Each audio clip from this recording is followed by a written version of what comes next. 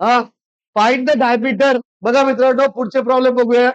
Find the diameter of a solid shaft to transmit 35 kilowatt at 230 rpm. The ultimate shear stress for steel may be taken as 420 MPa and factor of safety 6. If hollow shaft is to be used in place of solid shaft, find the inside and outside diameter when the ratio of inside to outside किती आहे बघ, बघून घ्या. Inside to outside ratio कटला काय? 0.5. बघा, झालेला आहे असा प्रॉब्लेम आपला. हा, समर 24 को आवाला ये पॉवर किती आहे? 35 किलोवॅट. याच्या आधीच्या व्हिडिओमध्येच असा प्रॉब्लेम झालेला आहे. 35 किलोवॅट, 35 इंटू 10⁻³ वॅट. एन किती दिलेलं आहे मित्रांनो? 230 rpm. The ultimate shear stress tau ultimate is equal to 420 newton per M square. Factor of safety किती आहे? 6. तर मग टाऊ काढून टाकू आपण. Tau UT divided by FOS. 420 भागिले 6, 7 सकून 42, 70 newton per M square. If they, आता बघा सगळ्यात पहिले काय करायचं? Find the diameter of, find the diameter, find the diameter काढायचं पहिले सॉलिड शाफ्टचं. नंतर मग रिप्लेस केल्यास काय होतं ते बघायचं. सगळ्यात पहिले बघा, आता आय नो, पहिले पॉवर वरून टॉर्क काढू आपण. पॉवर इज इक्वल टू काय असते मित्रांनो? 2π/60. तर power into 60 divided by 2 into pi into N is equal to T. तर टी इज इक्वल टू मित्रांनो, पॉवर किती दिलेली आहे? पॉवर 35 इंटू 10⁻³ इंटू 60 भागिले 2 इंटू पाय इंटू एन किती मित्रांनो? एन किती आहे? 230. तर किती ती टॉर्क पटकन सांगा? 1453.15. 1453.15 न्यूटन मीटर. व्यवस्थित काढा. 1453.15 इंटू 10⁻³ न्यूटन एम एम. मग आता काय करायचं बघा. आता T is equal to π/16 into tau into D cube असतं. 16t divided by pi into tau is equal to D cube. तर D cube is equal to pi 16 किती आहे मित्रांनो? 16 इंटू टी किती आहे? 1453.15 इंटू 10⁻³ भागिले पाय इंटू टाऊ किती आहे? 70. किती येतं? डी 105.72. क्यूब रूट काढा रे बैलांनो. 47.28. 47.28 एम एम. 47.28. झालं. डायमीटर असं कधीच इंटू 10⁻³ नसते येत जास्त. लक्षात, एवढं लक्षात ठेवायचं. शाफ्टचं डायमीटर दे. समजलं का? नंतर समज तुम्ही 101.3 इंटू 10⁻³ म्हणले असते, 101 मीटरचं डायमीटर असते. शाफ्ट असतो का? 1 मीटर म्हणजे एवढं. लक्षात, एवढं थोडं वस्तुस्थितीला पण लक्ष द्यायचं. नंतर इकडे बघा, is to be replaced by hollow shaft. तर रेशो किती दिलेला आहे? इनसाइड टू आउटसाइड डायमीटर किती आहे? 0.5. मग के ची व्हॅल्यू आहे 0.5. मग सरळ तसाच फॉर्म्युला वापरायचा. T is equal to π/16 into tau into D cube DO cube 1 minus K raise to power 4. K raise to power 4. तर 16t divided by pi into tau in bracket 1 minus K raise to power 4 is equal to DO cube. तर बघा मित्रांनो, DO cube is equal to समर 24 ला आलेला problem बरं. 16 torque किती आहे? 1453.15 into 10⁻³ divided by pi into share stress किती आहे?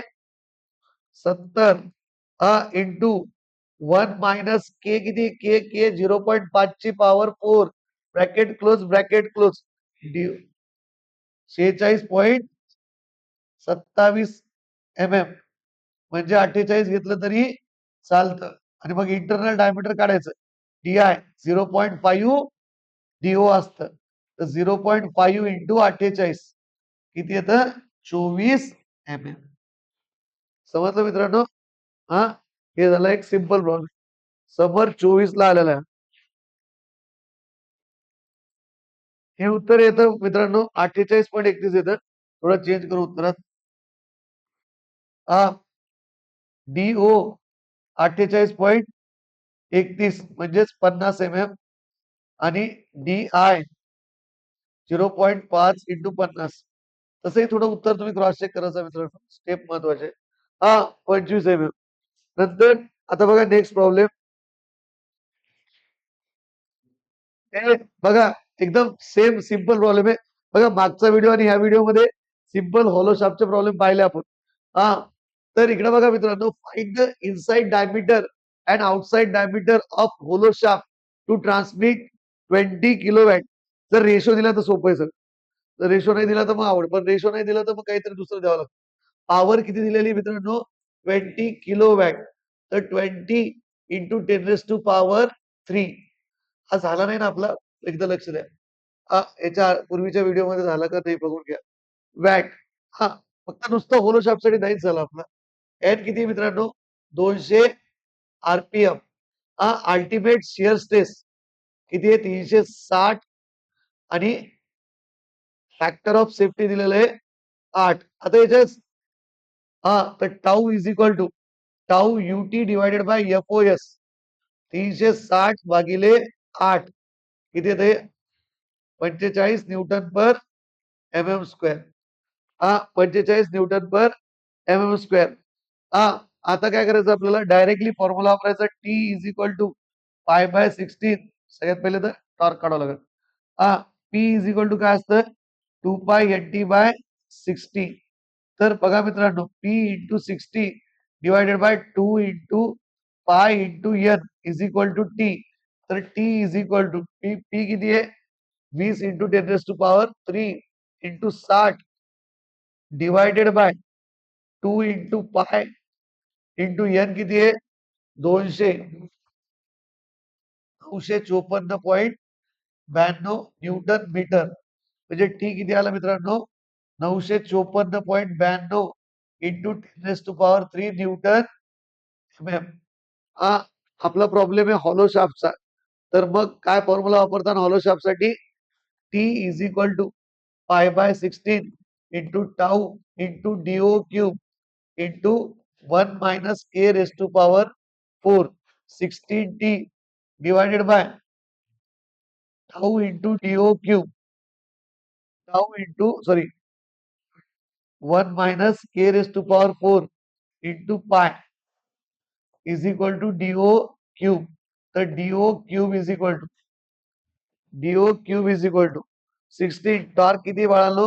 954.92 इंटू 10⁻³ भागीला पाय किती आहे? 45 इंटू 1 मायनस 0.5 ची पॉवर 4 किती येतं? DO 48.66 म्हणजेच 50 MM.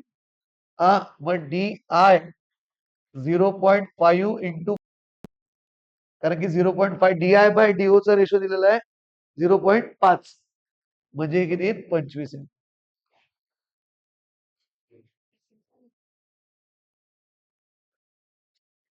लक्ष द्या. Next problem. A hollow shaft is required to transmit 50 kilowatt. Power दिलेली आहे 50 kilowatt. 50 into 10⁻³ watt. 600 RPM. N दिलेलं आहे 600 RPM.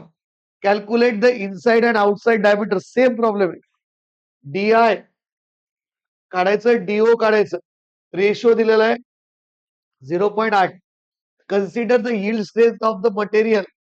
Yield strength of the material 380 yield strength म्हणजे sigma Y 380 newton per mm² आणि factor of safety as a 4 FOS as a 4 हा given data आहे.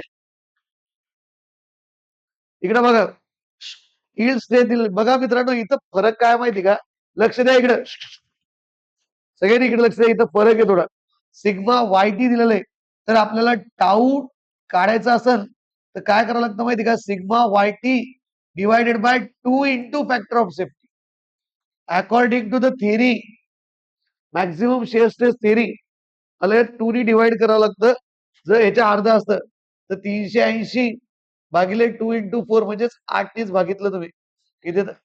47.5. बाकी काही नाही विशेष या प्रॉब्लेम मध्ये. Newton per mm². मग T is equal to pi by पहिले टी टॉर्क काढून घेऊ. P is equal to 2π/NT/60. तर पी म्हणजे 50 इंटू 10⁻³ इंटू 60 भागिले 2 इंटू पाय इंटू n किती आहे? 600 इज इक्वल टू टी. तर टी इज इक्वल टू किती येतं? 795 न्यूटन मीटर.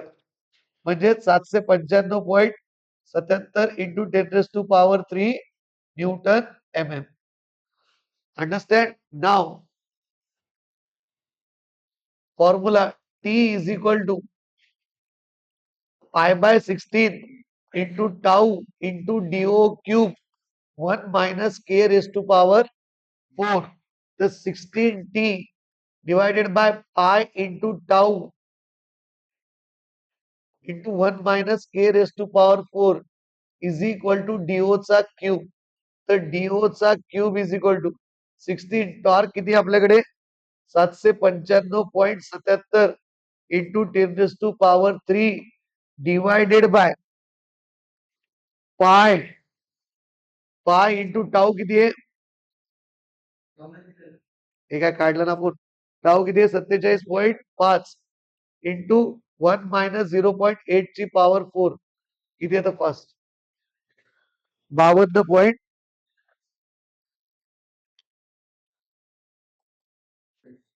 52.47. डीओ किती येतं मित्रांनो? 52.47. क्यूब रूट काढायचा MM. मग आता टीओ आलं. डीओ आल्यानंतर DI 0.8 इंटू 52.47 किंवा 54 घेतलं तर चालतं. 54 जर घेतला आपण तर किती येतं बघा? 54 घेतलं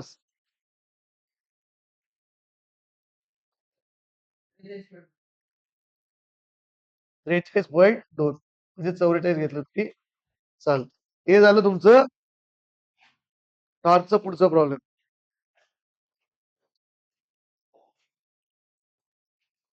होलो शाफ्ट बघा, पुढचा पण प्रॉब्लेम तसाच आहे मित्रांनो. Hollow shaft for a rotary compressor is to be designed to transmit maximum torque. आवाज नको. मॅक्झिमम टॉर्क दिलेलं आहे म्हणजे टॉर्क 4750 न्यूटन मीटर. अजून सोपा प्रॉब्लेम आहे. 4750 इंटू 10⁻³ न्यूटन MM.